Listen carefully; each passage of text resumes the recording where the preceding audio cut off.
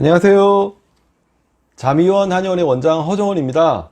오늘은 잠을 자려고만 하면 가슴이 심장이 두근거려서 잠을 못 자겠어요. 이거 혹시 부정맥이 아닐까요? 의외로 이런 질문을 해주시는 분들이 상당히 많더라고요. 초등학생들도 유튜브 댓글에 이런 댓글을 많이 달아주셨는데, 일단 심장박동이 빨라지는 게 뭐 운동을 했다거나 긴장을 했다거나 이런 상황에서 빨라지는 건 정상이죠, 그죠? 근데 아무 이유 없이 심장박동이 빨라지면서 막 그게 신경이 쓰인다라고 한다면 나 혹시 진짜 심장에 문제 있는 게 아니야? 부정맥 아니야?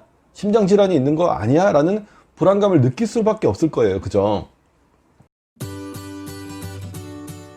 그렇다면 우리가 부정맥이란 게 뭔지를 알아야 되잖아요, 그죠? 예. 그 원인을 알고 증상을 알아야지 긴지 아닌지를 알 수가 있을 텐데, 일단 부정맥이라는 건 심장박동이 정상보다 지나치게 빨리 뛴다거나 늦게 뛴다거나 불규칙하게 뛰는 것을 말하는데요. 원인이 일단은 뭐 노화, 스트레스, 약물, 뭐 유전적 요인들, 이런 일반적인 원인인 경우가 많습니다. 근데 이제 좀 주의해야 될 게, 심근경색이라든지 심장질환이 원인이 돼서 나타나는 부정맥의 경우에는 생명에 어떤 위협을 가할 수 있는 아주 무서운 증상 중에 하나이기 때문에, 만약에 이런 증상이 여기에 해당된다고 한다면 치료를 받아야 되는 거고요.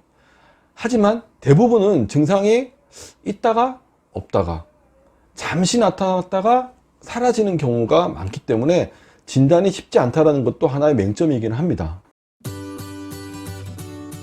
만약에 이런 경우라고 한다면 부정맥의 치료가 필요합니다. 첫 번째가 심장이 쿵 하는 느낌, 이렇게 철렁 내려앉는다고 하죠. 쿵 하는 느낌과 함께 빨리 뛰는 증상이 한 번 나타났다 사라지는 게 아니라 아주 자주 나타난다고 한다면 치료가 필요하고요. 두 번째로 심장병을 앓아서 심장 기능이 저하된 분들, 뭐 심부전이라든지 심근경색, 협심증을 앓았던 환자분들 같은 경우, 그리고 심장마비라든지 그로 인해서 실신을 경험한 적이 있다, 혹은 직계 가족이나 가까운 친척 중에서 뭐 이런 심장질환으로 유사한 증상으로 갑작스럽게 돌아가신 분들이 있다, 또 부정맥 증상과 함께 머리가 핑 도는 어지럼증을 동반한다거나 아니면 진짜 이렇게 쓰러져 버렸다거나 하는 증상을 같이 가지고 있었다라고 한다면 병원을 찾아가셔서 심장 검사를 한번 받아보시는 걸 저는 권해드립니다.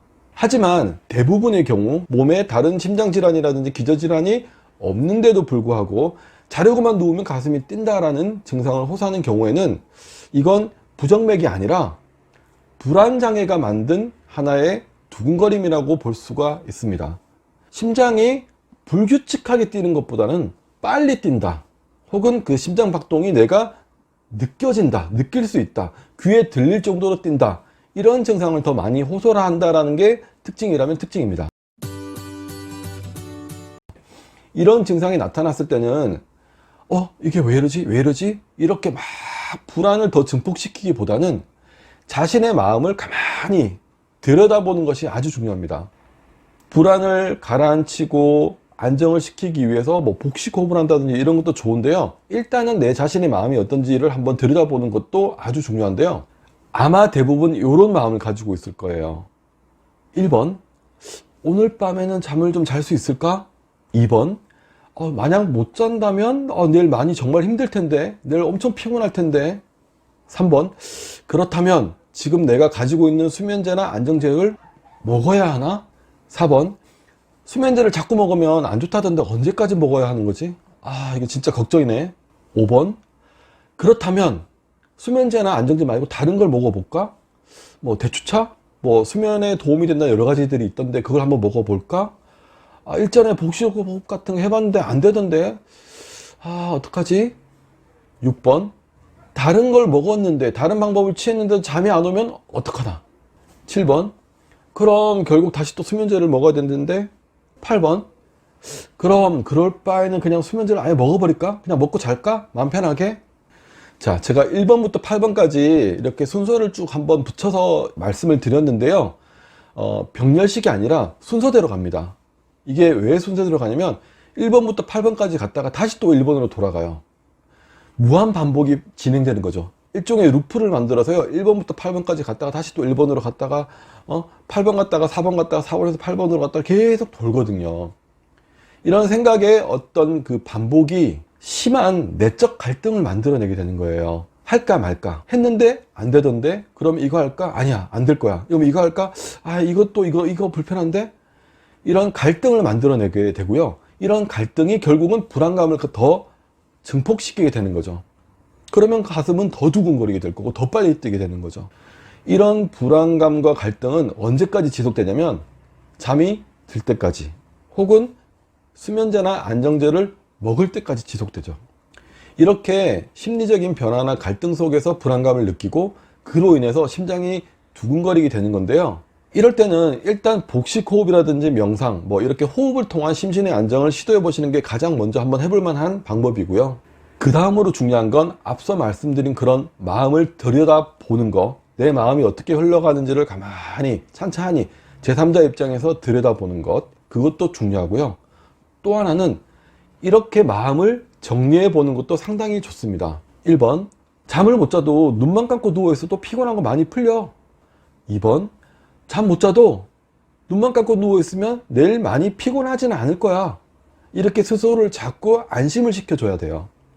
그리고 세 번째로, 마음을 편안하게 누워 있어야 피곤함이 줄기 때문에 잠을 자네 못 자네, 잠에 대한 생각은 안 하는 게 좋습니다. 대신 눈을 감고 음악을 듣는다거나 책을 듣는다거나 아니면 내가 좋아하는 영상 강의를 듣는다거나 이런 식으로 다른 생각에 집중하면서 눈만 감고 누워 있는다라는 기분으로 누워 있는 게 좋습니다. 네 번째로, 내일 중요한 약속이나 일이 있어서 그게 너무 부담이 된다. 아침 일찍 나가야 되는데 정말 내가 이러다가는 못 자면 큰일 날 것 같다라는 부담이 엄청나게 크다면 수면제나 안정제를 아주 소량 4분의 1알도 좋고요, 3분의 1도 좋습니다. 그야말로 먹었다는 티만 낼 수 있는 그 정도의 소량만 먹고 잠자리에 들어서 잠을 청하는 것도 나쁘진 않습니다. 이게 반복되면 안 되지만 정말 단기적으로 이벤트식으로 한 번씩 나타나는 상황이라고 한다면 이런 방법을 활용하는 것도 괜찮아요. 만약에 수면제나 안정제가 부담이 된다고 한다면 약국에서 파는 가벼운 수면 유도제, 아니면 수면에 도움이 되는 그런 대추차라든지 우유라든지 이런 음식을 활용하는 것도 괜찮습니다. 어쨌든 간에 결정을 내려야 돼요. 갈등하지 마시고. 그리고 다섯 번째, 수면제를 생각보다 자주 반복적으로 매일 좀 드시는 분이라고 한다면 오늘만 막 고민하고 오늘 못 자고 이렇게 끝내지 마시고요. 내가 지금 당장 오늘은 못 끊지만 점차 조금씩 줄여 나갈 수 있다, 그럴 수 있다, 그런 자신감이 있다라고 자꾸 생각하셔야 돼요. 오늘 하루에 모든 게 결정나는 게 아니기 때문에요, 내일로 모레로 갈등을 하기보다는 결정을 미루는 연습을 하는 것도 스스로의 마음을 편안하게, 불안을 잠재우는 데 도움이 될 수 있습니다. 참고로 이런 생각들은 수면제를 줄이거나 끊어 나갈 때도 같은 패턴으로 해주시는 것이 좋고요. 만약에 그럼에도 불구하고 나는 부정맥이 아닐까라는 생각이 머릿속에 떠나지를 않는다. 그러니까 가슴 두근거리는 거, 잠자는 것도 그렇지만 부정맥이라는 그 단어가 머릿속에서 떠나질 않는다라고 한다면 실제로 자신의 맥박을 한번 재보는 것도 괜찮습니다. 요골동맥이라고 그러죠. 손목에서 이렇게 1분간 몇 번 정도 맥박이 뛰는지를 세어보는 건데요. 1분 동안 세는 것도 괜찮고 20초나 10초 정도를 센 다음에 곱하기를 하시는 것도 방법입니다. 일반적으로 건강한 사람이 평상시에 심박수가 약 60회에서 80회 정도고요. 폐활량이 좋은 마라톤 선수들 같은 경우에는 50회 정도까지 뛰는 경우도 있습니다. 약 100회 정도까지는 정상 맥박으로 볼 수가 있거든요. 그래서 내가 만약에 분당 60회 이하 혹은 100회 이상, 120회, 130회 이렇게 엄청나게 빨리 뛴다라고 한다면 가까운 내과나 심장내과를 찾아가셔가지고 간단한 검사, 심전도라든지 심초음파 같은 검사를 받아보시는 것도 괜찮습니다. 그렇게 해서 내 심장에는 문제가 없습니다라는 진단을 받고 안심을 하는 것도 하나의 방법이 될 수 있어요.